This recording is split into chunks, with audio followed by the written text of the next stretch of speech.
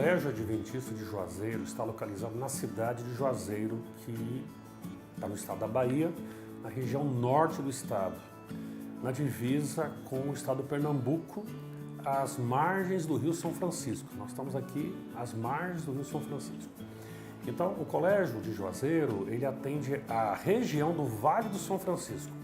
Essa região, ela abrange algumas cidades que nós recebemos alunos dessas cidades, tá, que saem de manhãzinha ou à tarde para virem para o colégio, para estudarem aqui, para desenvolverem suas atividades. Então, não é um colégio só que atende uma cidade, atende várias cidades, inclusive Petrolina aqui do lado, como Curaçá, Casa Nova, Sobradinho, Santana do Sobrado, cidades que, né, vivem da economia da irrigação, da questão das frutas, que vão tanto para fora do Brasil, como também para a região e para todo o Brasil. Então, nós estamos nesse cenário, que é um cenário de terra seca, tá? Estiagem, mas ao mesmo tempo o Rio São Francisco tem beneficiado essas cidades e esses projetos, trazendo um grande desenvolvimento, não só no setor educacional, como também no comercial e outros setores também. O Instituto Adventista Balcarce se encontra no estado de Buenos Aires, ao sul da cidade de Buenos Aires, na Argentina. Fica um pouco distante da cidade de Balcarce, mais ou menos uns 20 quilômetros da cidade e a 80 quilômetros da cidade de Mar del Plata, que é muito conhecida também por ser uma cidade turística. Ele se encontra em uma zona agrícola pecuária e tem uma paisagem bem bonita ao seu redor, e que ajuda para que as crianças estejam em contato com a natureza. O Colégio Adventista de Juazeiro está aí entrando nos 60 anos. Tá? Começou aí há 60 anos atrás, com pessoas pioneiras, certo? Que fizeram um trabalho muito bacana. E agora nós estamos com quase 700 alunos, atendendo essas cidades do Vale do São Francisco. Nós atendemos desde a educação infantil até o ensino médio. É um colégio que tem um bom conceito na cidade, porque além da boa localização, além do bom conceito que ele tem, o colégio também ele proporciona algumas atividades, alguns projetos que ficam visíveis, não só na imprensa local, como também nas comunidades, nas cidades, nas igrejas. Isso tem ajudado muito a divulgar a educação adventista nessa região. A comunidade valoriza muito a educação adventista, principalmente por causa dos ensinos que temos baseado em princípios e valores cristãos. A instituição tem uma abertura muito significativa na comunidade. Grupos de crianças visitam diferentes lugares da cidade aos sábados, como parques, orfanatos ou asilos, e assim eles desenvolvem uma atividade comunitária. E tudo isso com o conhecimento do município. As autoridades municipais, eles apoiam bastante isso. Temos um vínculo bem forte com eles. Em eventos especiais que temos, eles nos visitam, nós também participamos de eventos municipais. Existe uma boa relação e eles valorizam bastante a educação adventista, especialmente com os comentários que fazem cada vez mais que participamos com nossas crianças, pelo comportamento ou com a forma como conversamos com eles. E bom, isso acaba mostrando a educação que damos para as crianças.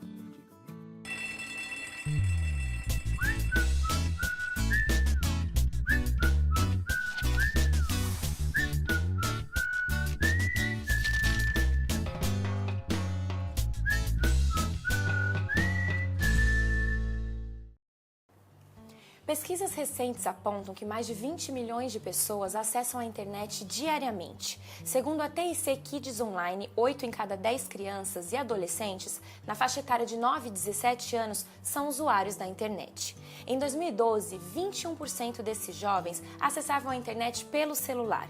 Em 2017, a proporção pulou para 93%, um aumento relevante, não é mesmo? E como a escola e os pais devem encarar a inserção desse público nas redes sociais, por exemplo?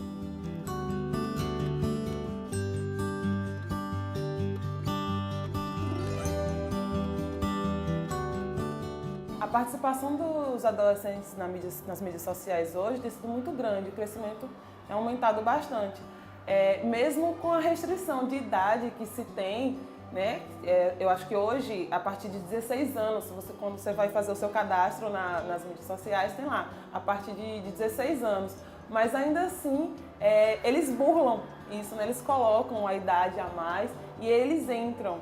E é um perigo muito grande porque eles são bombardeados por informações o tempo inteiro e nem sempre eles têm um monitoramento, eles têm um acompanhamento dos pais e os pais não sabem o que eles estão vendo, nem eles têm esse filtro do que pode ser bom ou não para eles. Uma vez na internet, uma vez para sempre. A gente tem conversado muito isso com eles. E o que a gente tem percebido é o seguinte, desde os pequenos hoje existe esse grande movimento, eles estão aí envolvidos né, com celular, com tablets e aí o acesso à internet. Nós temos duas situações interessantes. Primeiro, nós temos que conscientizar os pais das famílias. Então realizamos durante o ano escolas de pais, em todas as reuniões que nós realizamos, seja de entrega de notas ou plantão pedagógico, nós colocamos essa preocupação para os pais, que acompanhem seus filhos, que vejam o que eles estão acessando, certo? Aí vamos para a sala de aula, tá? Se você perguntar, desde a educação infantil, nós já trabalhamos esse assunto. É claro que o Fundamental 2, o ensino médio, a gente trabalha de maneira muito mais constante, pertinente, por quê? Aquela fase, né, geração Z, eles estão ali, querem, né, e acesso, e tem a internet livre e tudo isso. E nós colocamos de maneira muito clara para eles a preocupação com durante a situação que eles estão ali e o pós, o estrago. Então, até citamos alguns casos que é constatado pela mídia, para que eles possam perceber, opa, peraí, o que eu posso... Tá? E para preservar a imagem da melhor maneira possível. Com respeito aos trabalhos iniciais feitos com a internet, nós aqui temos uma vantagem. As crianças não têm sinal de Wi-Fi na internet e o celular eles não usam muito. Mas temos a situação de quando eles vão para suas casas e nós podemos ajudá-los sobre esse tema. Temos os professores que em diferentes momentos durante as aulas desenvolvem atividades especiais e abordam esse tema com os alunos. Falando sobre o perigo de uso indevido, porque na verdade a internet é algo importante e necessário muitas vezes, mas o mau uso dela pode prejudicar. Então, nós, em conjunto com os professores, trabalhamos nesse projeto sobre o uso correto das redes sociais e fazemos isso através das matérias de psicologia ou sociologia e também através de algum evento que realizamos ao longo do ano. O espaço digital, a internet de maneira geral, ela é como uma arena pública. Em qualquer espaço público, a gente não se coloca sem correr riscos. Então isso é importante de ter clareza. A gente não está aqui para demonizar a internet ou o ambiente digital, mas a gente precisa ter clareza sobre quais são os possíveis riscos que a gente corre ali. E quais são eles? O principal deles, na minha opinião, é o de exposição, de superexposição. Quando a gente está falando de crianças, jovens, adolescentes, essa exposição necessariamente precisa ser acompanhada. Ninguém leva o filho para andar sozinho na rua e deixa ele à vontade. A gente leva ele para a rua, a gente não prende ele em casa, leva ele para a rua, mas a gente acompanha os passos dele. A gente está constantemente ao lado, tentando acompanhar, observar o que é que está sendo posto ao redor, enfim, quais são as possíveis situações difíceis que ele vai passar, enfim. Da mesma maneira, a gente precisa imaginar que seja um ambiente da internet, um ambiente digital. Os riscos, um deles é a superexposição, o outro é a utilização inadequada daquele espaço. Então, às vezes, eu me exponho demais, de um lado é uma questão, de outro lado, eu uso inadequadamente os recursos que aquele ambiente me dispõe para mim, né? Então, as redes sociais, por exemplo, elas não são toda a internet, mas são uma parte significativa dela. E hoje nós temos visto bastante, tanto crianças quanto jovens e também adultos, usando inadequadamente os recursos dispostos pelas redes sociais. E usando inadequadamente no sentido de ofensas, de uso inapropriado, né, de conteúdos que não são relativos à sua idade ou não são destinados a si. A gente tem uma série de outras questões que estão colocadas nesse universo que precisam ser avaliadas. Sempre, e eu vou enfatizar bastante isso, mediadas por adultos e por profissionais, no caso das crianças, dos adolescentes, dos alunos, né, da educação. Com respeito ao uso da internet, aqui no colégio temos um projeto que trabalhamos algo mais amplo como autocuidado, cuidados emocionais. Trabalhamos com o esclarecimento e explicação dos valores. E entre outros temas também trabalhamos o uso da tecnologia. Antes de fazer uma determinada postagem, nós devíamos peneirá-la de alguma maneira com 3 possibilidades. A gente devia fazer 3 perguntas, pelo menos. A primeira é se eu realmente acredito naquilo que eu estou postando. Aquilo, de alguma maneira, tem a ver com as minhas convicções, ele diz respeito a como eu vejo o mundo, de tal maneira que, se eu realmente acredito naquilo, devia fortalecer a minha vontade de postar. Por outro lado, eu também devia me perguntar se aquela postagem que eu estou fazendo, ela expõe ou se ela fere alguém, se ela ofende alguém, pode deixar alguém numa situação meio ruim. E isso, então, se eu balizar e perceber que aquela postagem, apesar de ter a ver com as minhas convicções, ela deixa alguém em má circunstância, eu devia me privar de colocá-la. E a terceira perspectiva que eu acho que é importante da gente pensar antes de fazer uma postagem é a de se eu estou me expondo. De que maneira aquilo que eu estou postando não só diz respeito a como eu penso, como eu vejo o mundo, mas de que maneira aquilo me coloca diante das outras pessoas. Que imagem aquele conteúdo que eu estou postando colabora para que as pessoas tenham de mim. É uma imagem positiva? É uma imagem que eu gostaria que elas realmente tivessem? Então as nossas postagens, elas dizem mais a respeito daquilo que nós somos, pensamos e entendemos como a gente vê o mundo, do que a gente imagina. Em geral, nossa perspectiva é muito localizada sobre uma determinada situação, um determinado problema. E entre os jovens, adolescentes e crianças isso é mais factível ainda, né? Elas têm essa visão mais localizada. Mas enquanto adultos, enquanto mediadores, professores, pais, familiares, nós precisamos fortalecer entre elas essa compreensão de que uma postagem, ela é localizada sim, mas ela diz respeito a um conjunto. Quando eu analiso o conjunto das minhas postagens, eu tenho uma compreensão a respeito de quem é aquele indivíduo, de quais são as suas convicções. Isso diz muito a respeito de como ele vê o mundo.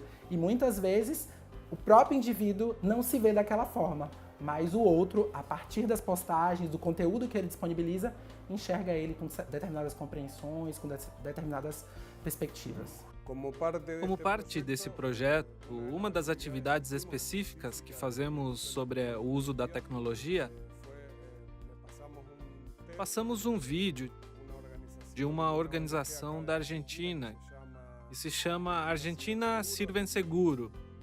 Era um breve vídeo onde falava sobre o tema e a partir daqui começamos a conversar sobre o tema com as crianças em como eles se sentiram com o vídeo. O vídeo era muito forte e depois pedimos que nos contassem situações e assim fizemos um trabalho com análise de casos e eu também contei alguns casos desse colégio e outros lugares que trabalhei e precisei interferir para assessorar ou encontrar soluções para os problemas, mas sempre guardando a identidade das pessoas envolvidas.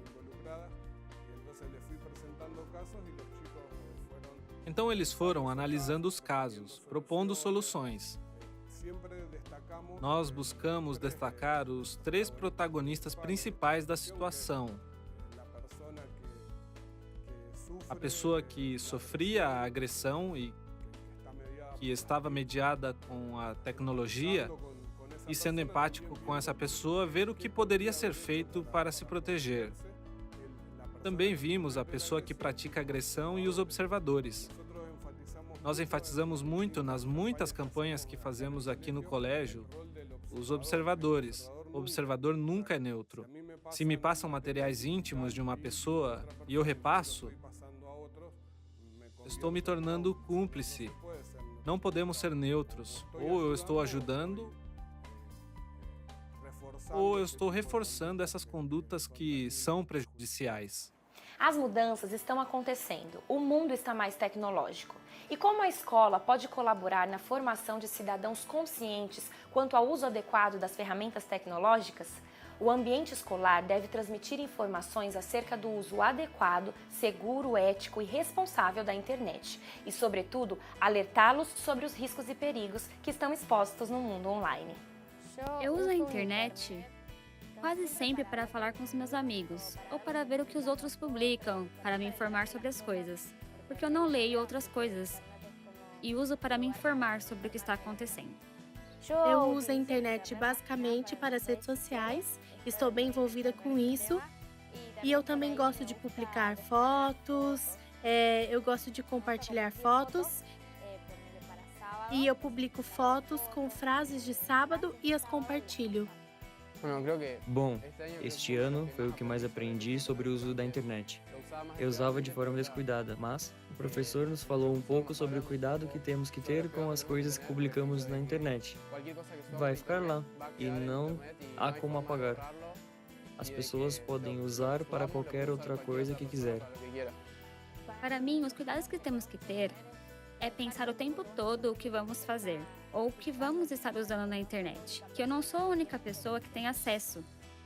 Porque existem todos os tipos de pessoas boas, pessoas ruins na internet. Então, todo o tempo que estou publicando alguma coisa ou comentando algo, sempre vai ter alguém que não pensa como eu e que pode entender de forma diferente. Eu cuido muito com isso e penso que nem todos são iguais por trás da tela. Outra atividade que realizamos com os alunos foi que eu lhes dei um ovo de galinha para cada um. E eles tiveram que cuidar por 24 horas desse ovo, levando ele em lugares diferentes. Alguns fizeram rosto, colocaram em uma caixinha para ser cama, e eles tiveram que tirar foto com o ovo em diferentes situações. A condição era passar 24 horas cuidando do ovo. E logo depois que fizeram essa atividade, que eles não sabiam para o que era realmente, abordamos um pouco o tema da autoestima e como são frágeis algumas áreas da nossa vida. E como pode ser frágil o nosso projeto de vida.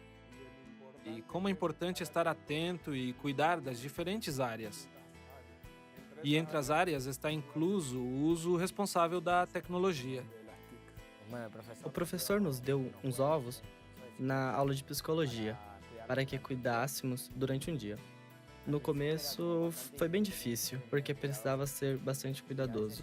Até que em um determinado momento, que eu queria entregar os ovos, e bom, o meu quebrou.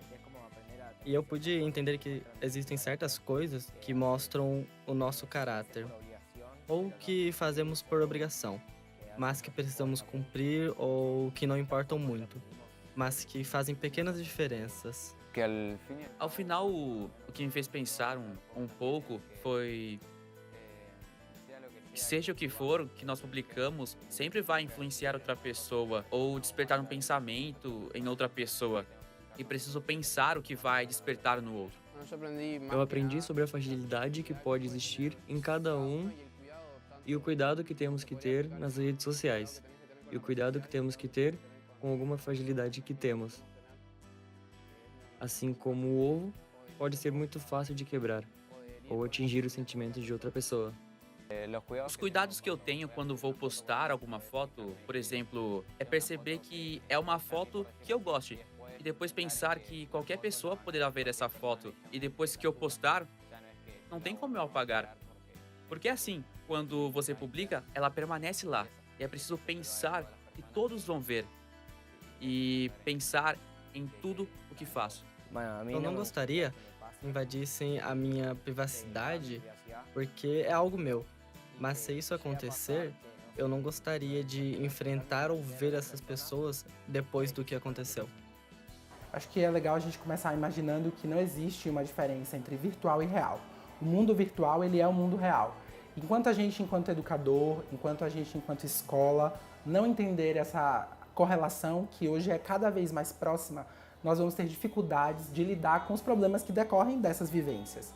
O fato de nós estarmos transitando como mundo real nesse contexto digital demanda para que nós, enquanto educação adventista, enquanto educação de maneira geral, ofereçamos para os nossos alunos, ofereçamos para os nossos estudantes vivências capazes de dar suporte para eles, para separarem aquilo que é o joio do trigo, como geralmente a gente diz. A educação, parte da educação é oferecer aos indivíduos formação para que lidem com os aspectos da vida. E hoje o digital, ele é parte da vida. Então, mais do que discutir, a gente tem se concentrado muito no contexto educacional, na minha perspectiva, nas discussões burocráticas. Então, acesso à rede ou não acesso à rede na escola, dispositivos em sala de aula ou não em sala de aula. E a gente tem deixado, na educação de maneira geral, de lado os aspectos que são prioritários, que que são como eu transito no mundo virtual, que tipo de conteúdo eu disponho no contexto digital. Do contexto digital, o que é que eu trago para a minha vida e o que é que eu posso deixar lá, posso deixar à parte. Como selecionar aquilo que é fake e aquilo que é real, tem fato, tem base objetiva. Esse é o trabalho que a educação adventista tem buscado fazer de maneira mais enfática, porque de fato as questões burocráticas, administrativas, elas são importantes, elas fazem parte do contexto de mediação, mas o que é indispensável no contemporâneo é formar as crianças, formar os jovens, dar experiências, vivências para eles, que deem condições deles fazerem as suas escolhas, deles decidirem, optarem por aquilo que de fato, colabora com a formação, o desenvolvimento pessoal deles, e aquilo que não. E na mesma medida, como a experiência deles, como o trânsito deles online colabora com a experiência de outras pessoas também, influencia elas positivamente. Acho que essa relação ela precisa cada vez ser mais explorada pelos contextos educacionais, porque ela sim é que colabora, que fortalece, né, que forma os indivíduos. Esses outros aspectos, eles são adjacentes, apesar de importantes. Eu não tenho nenhuma rede social, só WhatsApp. Não tenho Facebook, não tenho Instagram, não tenho Twitter. Eu lembro que eu excluí quando eu tinha uns 11, 12 anos, porque eu achava, primeiro, que era uma relação muito narcísica que você tinha com essa questão de postar foto e receber like. E aí você, sei lá, você ganhou 100 likes. Aí na outra foto você ganhou mais 100 e ganhou mais 100. Aí você começa, pô, eu preciso de mais. Aí quer ganhar 150, 200. E aí eu achei aquilo ruim, tomava muito meu tempo. E a outra foi porque eu achei que as relações eram muito diferentes do que você ter uma relação pessoal e ter uma relação virtual. Achei que era muito diferente e eu preferia evitar também. Eu acho que pra gente até mesmo usar a internet requer uma certa maturidade, pelo fato de que você ter uma vasta, como pode dizer, vastas informações, são as vastas informações da internet, né? Então você pode encontrar do que você quiser, né? Eu acho que desde pequeno eu usei, então eu sempre tive uma certa maturidade no que pesquisar, no que eu iria me relacionar ali. E hoje em dia eu acho que a internet está se tornando cada vez mais perigosa pelo fato de os pais não estarem monitorando seus filhos, né, na hora de checar. Então, por exemplo, até mesmo um pequeno spam que aparece ali na hora que o garotinho estiver jogando um jogo inofensivo do jeito que seja, pode abrir para ele um caminho diferente, né? E ele pode ter ali contato com o mundo, onde ele não teria se tivesse com o contato com os pais, né?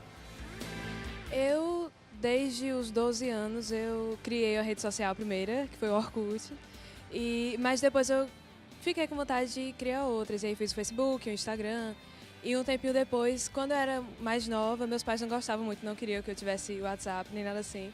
Também pela questão do perigo, né, de você se relacionar com pessoas que você não conhece. Mas um tempinho depois, nos meus 14 anos, eles me liberaram para usar o WhatsApp. Mas atualmente eles são mais de boa, eles sempre têm uma conversa comigo, com meus irmãos também. Porque a gente precisa saber, né, com quem que a gente está lidando. Eu já tive alguns problemas com o Facebook e aí por isso eu parei mais, deixei um pouco de lado, mas agora eu uso muito o Instagram e eu acho que é uma rede social interessante, onde você pode não só interagir com pessoas distantes, mas também conhecer, né, outras pessoas novas. Já como a gente já tem esse projeto da capelania, nós temos muitas palestras envolvendo esse tema. De internet, o que é que isso pode causar de mal. E a escola sempre aconselha muito ao que nós devemos acessar ou não acessar. Até, quando a gente é criança mesmo, os professores acabam nos instruindo a algo que nós devemos ou não fazer. Então, a escola, de certa forma, está sempre incluída nesse tema, sempre nos apoiando. A escola tem página no Instagram, todos nós temos, mas a escola sempre procura deixar cada um livre. Eu tenho minhas redes sociais, não posso postar nada com a farda. Mas ela sempre procura alguma postagem. Alguém tá com a farda do colégio, ou algo assim do tipo. Ela sempre nos procura pra ver, o conteúdo que nós estamos postando e nos aconselhando. E é basicamente dessa forma que nós podemos navegar pela internet sem risco nenhum. Meus pais, eles não eles não influenciam muito não tem aquela observação e tal de ver o que eu tô fazendo, mas é super de boa, eles meio que têm uma confiança em mim. Mas na minha opinião, atualmente os pais eles estão um pouco desleixados com seus filhos, porque nós vemos por aí crianças de 5 anos, 4 anos com um celular, coisa que eu vim ter com 13 anos, por aí, entendeu? Aí a tendência parece que é só piorar, e os pais estão dando margem a essas crianças de liberdade, de você pesquisar tudo o que quer, de meio que ver tudo, sem uma fiscalização adequada. Os pais eles devem estar monitorando esses adolescentes, primeiramente em forma de uma conversa prévia. Eu acho que deve ter uma idade estabelecida pelos pais, uma conversa antes. Olha, a partir de tal idade você já vai estar mais preparado para estar em contato com esse mundo, o mundo virtual, e conversar sobre a necessidade do acompanhamento desse pai, sobre o conteúdo, orientando sempre, ter acesso às senhas, isso é muito importante. Não é uma relação de invasão de privacidade, eles têm que entender que não é invasão de privacidade, é um cuidado necessário, porque a gente nunca sabe quem está do outro lado da tela, principalmente eles, são crianças, são fáceis de ser enganadas. Então os pais têm que ter essa relação de companheirismo, de confiança, para que o adolescente ele não sinta a sua privacidade invadida e ele sinta que é uma relação de proteção e não de impor autoridade ali o tempo todo do pai. Na medida em que eu me coloco, disponibilizo determinados conteúdos, imagens, vídeos, textos, frases, memes na rede, aquilo diz a meu respeito, e especialmente em relação às minhas convicções. Isso é uma questão bem importante, porque parte significativa do conteúdo que está na internet hoje tem a ver com humor. E travestido de humor, a gente diz muita coisa. E essas coisas, na verdade, têm relação com aquilo que a gente pensa. Na internet, nos meios digitais, muitas vezes a gente ganha força, se sente à vontade para dizer coisas que no ambiente físico próximo nós não teríamos coragem de dizer ou não teríamos coragem de explorar. E a gente precisa então sempre avaliar esse tipo de posicionamento, se ele é sazonal, específico, momentâneo, ou se na verdade ele é a oportunidade que eu estou tendo ali por estar no meio digital, que muitas vezes soa impessoal, de dizer aquilo que eu gostaria de dizer.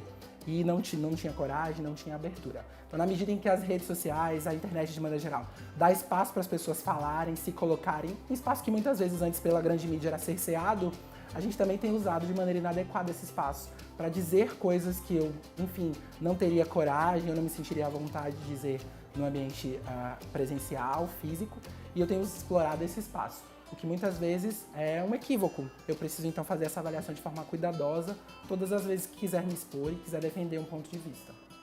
Esse tipo de reflexão é fundamental para que crianças e adolescentes utilizem sim a internet, porém de uma maneira acompanhada e orientada. Proibir o uso não previne e nem ensina. É importante estabelecer regras e limites para que a tecnologia seja fonte de estudo, pesquisa e diversão. O programa Educação vai ficando por aqui. Nos vemos semana que vem. Até lá!